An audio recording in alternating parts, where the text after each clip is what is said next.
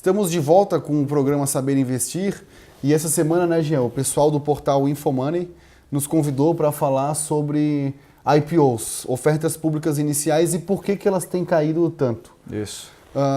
Desde 2003, 2002, a gente não tem um nível tão baixo de IPOs, né?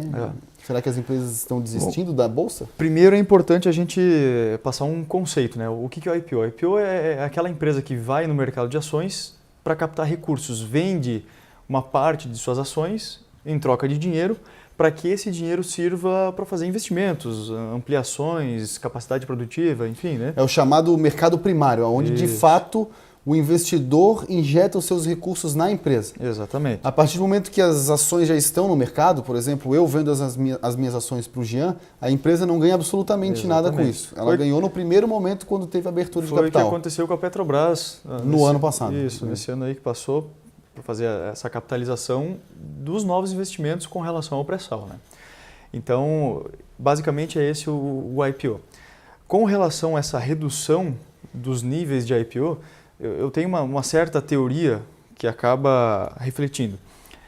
A gente teve um crescimento, você mais do que ninguém sabe, que estava no mercado financeiro nessa época, em 2007, 2008, o crescimento de investidores foi super agressivo. Mas por quê? Por causa dos altos rendimentos do IPO, de um dia para o outro, não era? Que na verdade, além do IPO, a Bolsa como um todo subiu, né? Desde 2003 até 2007 foram seguidas ascensões da Bolsa, então a gente brinca que podia comprar a pior empresa que ganhava porque tudo subia. Mas 2007 virou moda. Virou moda. Exatamente, aí virou moda a no final, para variar, né? No final da alta virou moda. Aí todo mundo queria abrir capital na Bolsa, captar a grana pra caramba, fazer seus investimentos, etc e tal. E o camarada que estava do lado de fora dizia, poxa, tá dando 10, 15, 20% de um dia para o outro, vou ficar rico com esse negócio. Até existe uma teoria chamada efeito manada, que as ações sobem e, na verdade, não porque a empresa é boa, mas porque justamente desse teu exemplo, todo mundo quer entrar e acaba puxando os preços para cima, né? Então, assim, eu vejo que a modinha da Bolsa nesse ano de 2007 muito foi responsável através dos IPOs, né? As pessoas quase 60 IPOs em 2007. Exatamente. O camarada entrava com essa ideia, vou ficar rico da noite para o dia. Mas, poxa, não é assim, foi um fato isolado, uma época isolada, então acho que o cidadão ficou mal acostumado, né? E à medida que veio a crise no ano seguinte, aí começou a tomar ferro, começou a perder grana. Investir em empresas que não tinham histórico. Na Bolsa não tinha dados financeiros suficientes para você avaliar e dizer se é uma empresa boa ou não, principalmente para você avaliar e dizer se ela está sendo negociada num preço justo ou não. E a gente sabe que na grande maioria, vale aquele preço, né? na grande maioria das vezes o IPO, as empresas saem para um preço bem salgadinho. Inclusive a gente fez um trabalho no ano de 2007, 2008, sobre se as ações brasileiras das empresas que abriam capital estavam de fato subprecificadas, ou seja, abriam com preço abaixo do mercado. Se o desempenho delas no primeiro dia de negociação era acima do mercado, né? Valorizava mais com a Bolsa. E realmente foi. Existiu um processo de subprecificação das ações. Ou seja, no primeiro dia, quando elas começavam a ser negociadas, normalmente elas ganhavam do índice Bovespa naquele dia, subiam mais que o mercado. Agora, a gente não conseguiu achar nenhuma correlação com o tipo de ação, se era ordinária ou preferencial, se uma subia mais que a outra.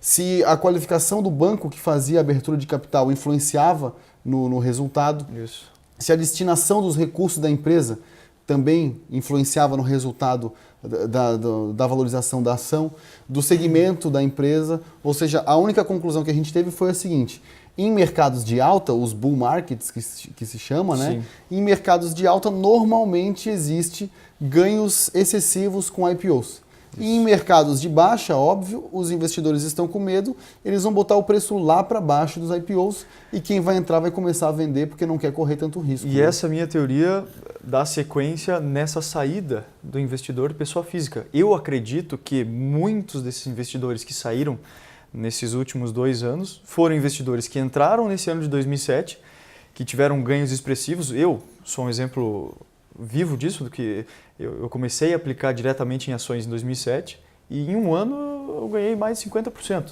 Só com IPO? Só com IPO. Então você praticamente dobra o teu capital em um ano sem fazer esforço nenhum. Então, o cidadão fica mal acostumado, o camarada tem uma impressão errada. E tenta identificar um padrão, né? Exatamente. Que é do ser humano, os psicólogos que podem confirmar mais do que nós. Que a gente sempre tende a procurar um padrão em alguma coisa. Isso.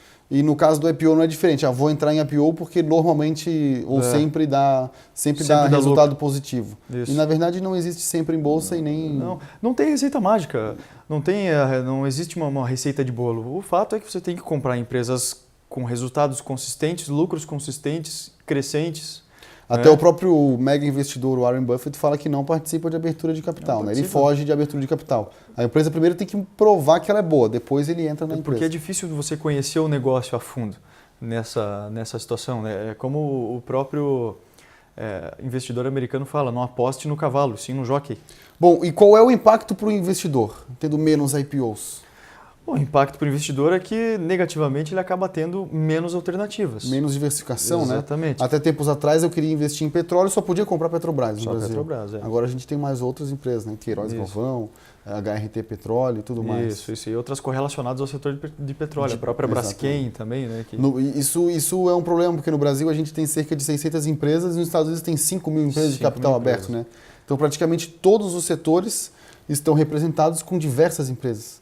E no Brasil a gente não consegue fazer isso. Então a nossa dica é não entra no mercado financeiro, principalmente em IPO, com essa falsa ideia, com esse falso pensamento de que você vai multiplicar. Que o lucro é garantido. Que você vai ter lucro garantido e que você vai multiplicar o teu capital da noite para o dia. Não é assim. O mercado financeiro funciona para aquelas pessoas que têm um planejamento de riquezas bem elaborado, para que querem desenvolver seu patrimônio, querem desenvolver as riquezas propriamente ditas, né?